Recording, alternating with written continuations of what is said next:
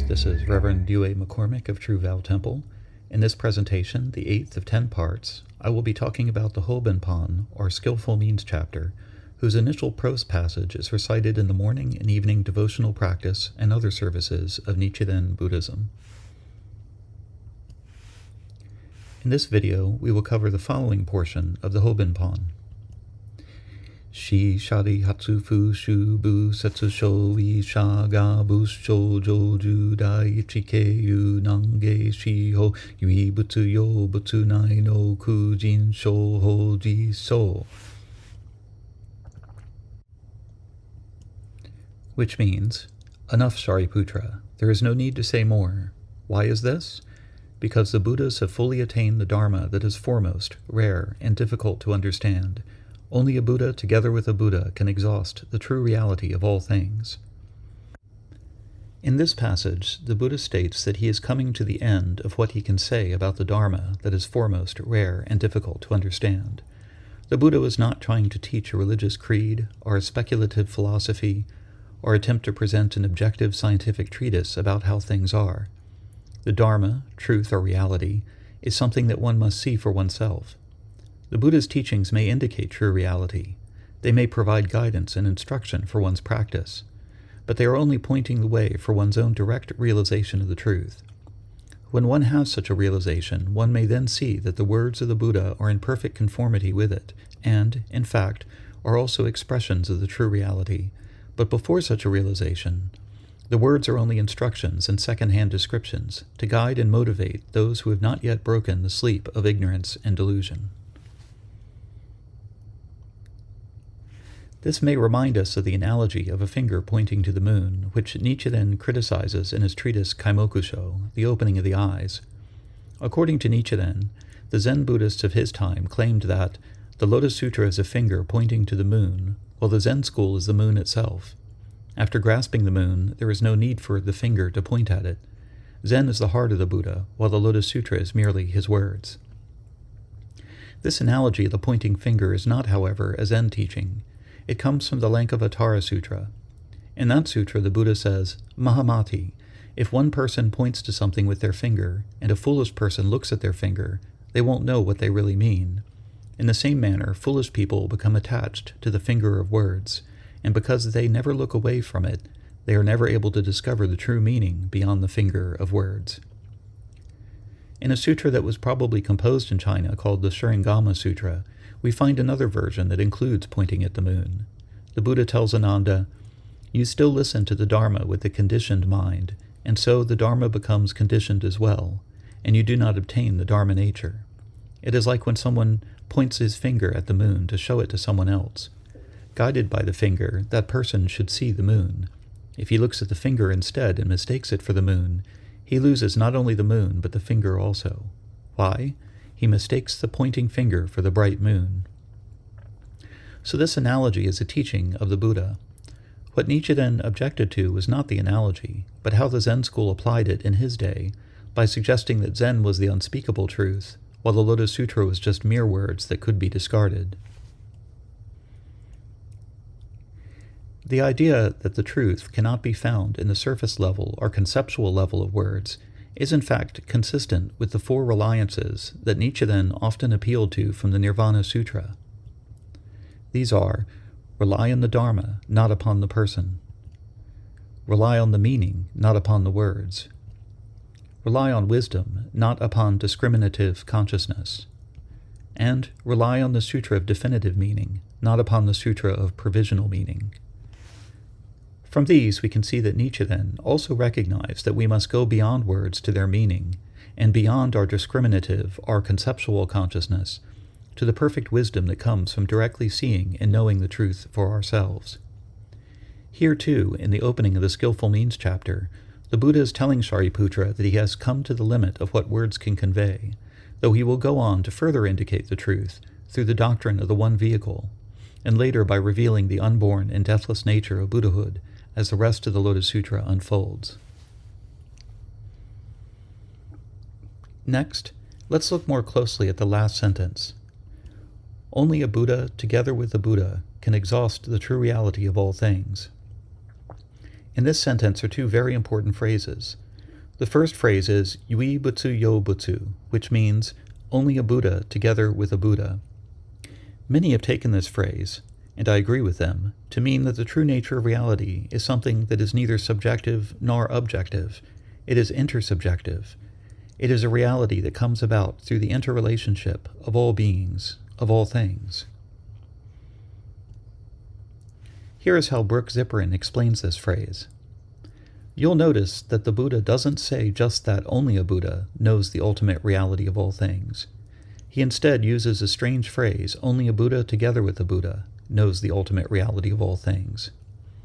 This has an enormous hidden significance, for it hints at one of the main themes of the sutra, that real wisdom is no one's possession, that no single viewpoint, not even that of a Buddha, a single Buddha, can ever encompass the ultimate reality of all things, that there is always more to know than any one perspective of knowing, however vast and exalted, can encompass. This is not a limitation of the knower, but a built-in characteristic of any experience, of any knowable thing. It is typical of the Lotus Sutra that we have here, right in the midst of what sounds superficially like a theological god's typical boast of omniscience, rather just the opposite, the assertion that no single mind can ever be omniscient, which thus instead undermines one of the deepest premises of most theologies. The Buddha is addressing sentient beings, informing them that he sees that they too will be Buddhas, and in fact, in an important sense, already are Buddhas. That means that this statement is made from one Buddha to another Buddha. It is the discussion itself, then, that takes place between one Buddha together with another Buddha. The interaction of the Buddha in ourselves is, as it were, the real Buddha. A fancy word for this is intersubjectivity, but it really just means that the real nature of things is always an overflowing, always a give and take, always an interchange between perspectives on a particular thing, and can never be closed off or totalized within any one perspective. There is more to know about this coffee cup than any one perspective, even the enlightened perspective can never know. But this perspective can know that there are other perspectives on this thing to be had. This Buddha can know that there are other Buddhas, that all beings are Buddhas, that Buddha wisdom is a constant and unending dialogue between all manner of Buddhas. For each sentient being is its own type of Buddha, each with its own perspective.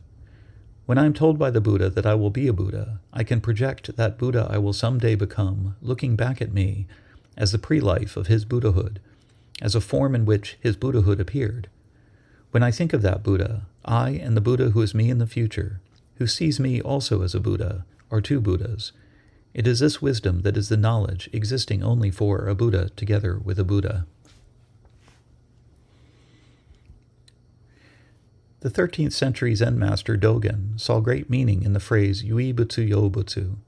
One of his essays in his Shobogenzo, Treasury of the True Dharma Eye, is called Yui Butsu Yo Butsu, only a Buddha and a Buddha, and begins with that phrase.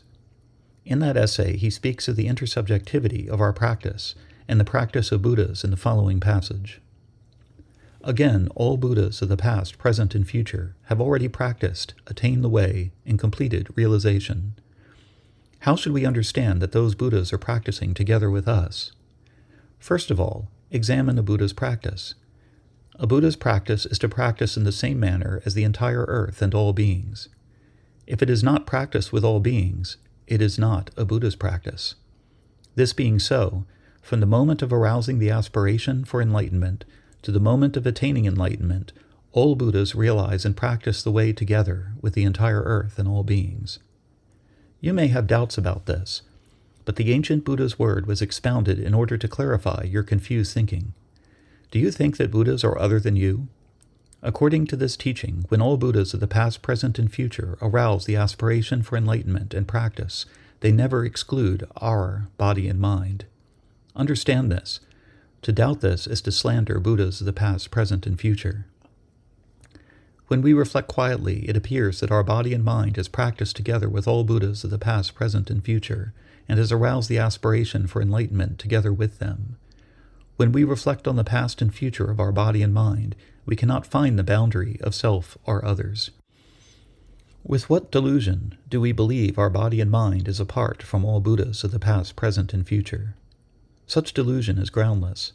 How, then, can delusion hinder the arousing of the aspiration for enlightenment and practice of the way by all Buddhas of the past, present, and future.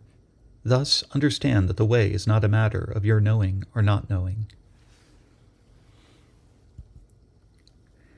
Nichiren is known for having been critical of Zen. However, in this instance, I think that he and Dogen would have agreed that Yui Butsu Yo Butsu, only a Buddha together with a Buddha, means that when we practice with all the Buddhas, and when all the Buddhas practice, their practice includes us. In Nichiren's Ichidai Shōgyō Tai-i, outline of all the holy teachings of the Buddha, he stated, "At this time, the Lotus Sutra establishes self-power, but is not self-power. This is because the self includes the 10 realms of all sentient beings, and from the beginning, we contain the Buddha realm of both ourselves and all sentient beings. Therefore, our becoming a Buddha does not bring a new Buddha into the world. The Lotus Sutra also establishes other power, but is not other power. The Buddha who is other is contained within the selves of ordinary people. This other Buddha makes himself the same as our own Buddhahood." The next phrase we should examine closely is Shoho Jisso, or Shoho Jisso, which means the true reality of all things. The characters Shoho Jisso literally mean true mark of all dharmas. Shoho, translated here as all things, could also be all dharmas or all phenomena. The last character, so, is used to translate the Sanskrit term lakshana, which can also be translated as appearance, attribute, characteristic, or sign. So Jisso can also be true mark or true characteristic. Shoho Jisso, the true reality of all things, is the principle of all phenomena being ultimately unconditioned, because they all have the true mark or characteristic of being empty of any self-nature that can be conditioned. I think we should also consider what Brook Ziporyn says about this phrase, which he translates as ultimate reality of all things. The phrase, the ultimate reality of all things, has a double meaning in English, hinging on the ambiguity between subjective genitive and objective genitive, and the use of the preposition of, which is intended to cover some of the ambiguity of the phrase, as used in Kumarajiva's Chinese translation from the Sanskrit. The ultimate reality of all things could mean, 1. The ultimate reality that belongs to, stands behind, or under all things, the substratum, or source, or final truth about all things. But it could also mean, 2. The fact that each and every particular thing is what is ultimately real, that each particular aspect of the world as we see it and feel it is ultimately real, that each is in fact the absolute. Each is the Buddha nature. Each is the final fact about the universe. In the first sense, the absolute reality is something other than all things as they appear. It is instead their basis, or source, or meaning. But in the second sense, the absolute reality of each thing is the absolute realness of each thing itself. Since the phrase is then explained with a list of various facets of phenomenal reality, appearances, natures, embodiments, potentials, functions, causes, conditions, effects, and rewards, rather than with an indication of something above or beyond these facts of this worldly reality, the phrase is justifiably taken in the second sense, though building on the first sense. In much of Mahayana Buddhism, perhaps emptiness might be looked to as the ultimate reality of all things in the first sense. Contrary to the appearance of this table as a table, it is not really a table. The real truth about it is that it's empty, a not table. But in the second sense, tableness itself is what is declared to be the ultimate reality, the final truth not only about this apparent table, but about all other things as well. Each thing, each appearance, each action would then have to be the ultimate reality of all other things. Yui Butsu Yo Butsu, Nai no Kujin Shoho Jisso. Only a Buddha together with a Buddha can exhaust the true reality of all things. This is a profound statement that I believe merits contemplation in its own right. The true reality is not just subjective and relative, but neither is it objective and singular. The true reality is all of us and everything, mutually creating and being created, in every moment with all our perspectives converging into a big picture that this passage insists only the Buddhas can understand in a shared act of realizing and actualizing this true reality. But these Buddhas are not an elite class shut off from the rest. They are the awakened ones who embrace the whole and are not other than all the others. Where can we find this inexhaustible true reality that the Buddhas share? Right here, right now, beneath and beyond our notice, perhaps. But we chant Namu Myoho Renge Kyo to remind ourselves, to affirm to ourselves, and to share with others that this is the wondrous true nature of all of our lives. I now bring this 8th of a 10-part presentation on the Skillful Means chapter of the Lotus Sutra to a close. I look forward to your questions and comments. May the merits of this talk on the Dharma extend universally to all, so that we and all living beings together accomplish the Buddha way.